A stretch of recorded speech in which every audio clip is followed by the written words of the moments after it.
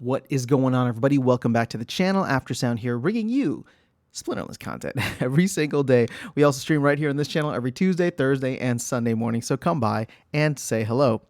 All right, well, we have the DEC battery sale going up soon. That is now confirmed in a post from the team. So this came out earlier today. And there's a couple things that I want to cover here. I mean, we already know about DECB. There's going to be 2 billion of them. You can pay for them with vouchers or with DEC. But they do go into when it'll be available. So it looks like it's going to be February 8th at 1 p.m. Eastern or 1800 UTC. And then there's talk about DECB utility, which is not going to be any right away. So just TLDR in case you're waiting for that.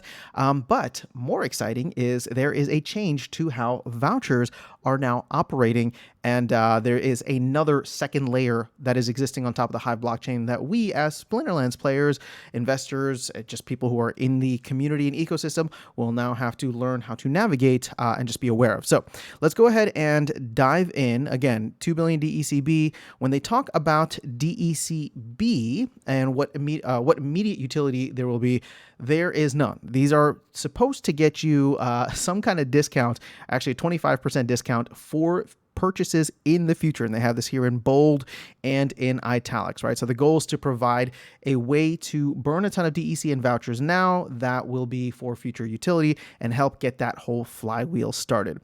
So even though the community has voted against the land survey boost proposal, we intend to submit additional proposals to sell a type of starter package. And I think I've talked about this in previous videos for the land expansion. I think that's going to be great. Again, those will be available for DEC or DECB.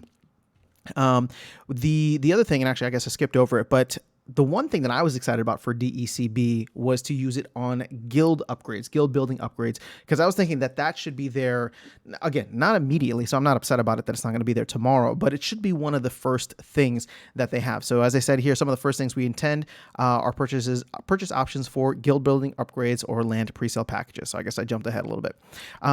Another important note, and they come out to officially state it here, DECB will not be allowed for legendary and alchemy potions or power and bloodstones. However, that is subject to change in the future. So you won't be able to use them on potions just yet. So keep in mind that will be, that'll be what it is. And then finally, the major use cases for DECB will come from other items we specified in the original proposal, namely building upgrades, maintenance, and boosts in the land expansion. Again, I think land is like 6+ months away. So what you are doing is you are buying now, getting a 25% discount on DECB, and essentially, well, actually, is it a 25% discount? You're getting a 25% return on it. I guess it's a 20% discount for a 25% return.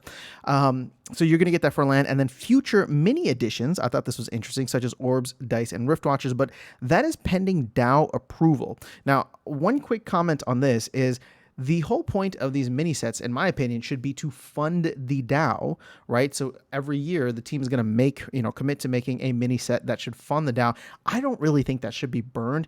I mean, if we have some DECB to work through, then sure, maybe we can set aside some to, clean out some of that DECB. But I don't like the idea of burning that value. Like, I know it goes to the ecosystem overall, but I want the DAO to have a good amount of assets, and I do want there to be an inflow on a regular basis, maybe not yearly, but definitely a regular basis when it comes to these mini sets. So I don't know that I would necessarily vote for that. Again, it says pending DAO approval, and this is something that the DAO would have. Jurisdiction over, so that vote would matter in that way. And then in the future, skins and cosmetics. Again, I don't know when this stuff will be available. My thought is probably sometime in Q3, but we do know that the team is working on it. Nate has even shared some of the different skins that are potentially coming down the line. So that's really exciting. And future. So 4 or 5-ish months, I would say, for a lot of these down the road. But those are the main ones. I still think guild buildings should hopefully come in. I would love to see guild buildings in Q1. If that doesn't get into Q1, I'll be a little meh about it, but yeah, we'll see. Okay, so the bigger thing here, in my opinion, is a voucher token updates. So as part of today's release, we'll be updating how voucher tokens are handled in-game, and we're mentioning here because it affects how people can use those to purchase the DECB token. So what they did with vouchers is they essentially have put it onto its own chain. So you can see here when the SPS validators launch, they will effectively create a separate chain, the new chain, which we're calling the SPS chain for now, which is kind of exciting. Again, this is a second layer on top of the Hive blockchain, but the creative team is working on other naming ideas, which is great. But that is going to handle the SPS tokens, the voucher tokens, and the license tokens. And this is what the DAO has jurisdiction over. So now not only is the DAO and governance up and running to a certain extent, but there is now the chain that it will operate on to, and what the validators are going to be validating transactions on that chain, which is really, really exciting. So for SPS and license tokens, this change to have them handled by SPS change will be fairly straightforward and invisible to users. However, the reason it's different for vouchers is because of the fact that vouchers can be used in transactions with both SPS, handled by the SPS chain, or with DEC, which is handled by the game, by Splinterlands. So in order to make this work, we have created a bridge for the voucher tokens to transfer them between the game and the SPS chain. This is very similar to how there's a bridge between the game and Hive engine. With the release today, all voucher tokens will begin to be handled by the SPS chain, and then anytime players would like to use voucher tokens in conjunction with DEC, so any kind of like purchases you want to do, you'll need to bridge them over. And I'm going to show you exactly how to do that in a moment. The bridging process has no fees and should be very quick. Again, it will require resource credits. So there's no fees, just like there's no fees on the entire Hive engine or the Hive blockchain, but it will now require resource credits in order to transfer them in game to use them. Similar to how whenever you need resource credits to transfer stuff to Hive engine and back, this is just a third entity. And then here, finally, please note that behind the scenes voucher tokens that have been bridged to the game platform will be recorded as voucher G, meaning G for being in game, which helps us from a developmental perspective to keep them separated. So we skipped over vouchers A, B, C, D, and E, and F, but we went straight to voucher G. I know there's going to be a lot of people who are gonna take this thing and run with it.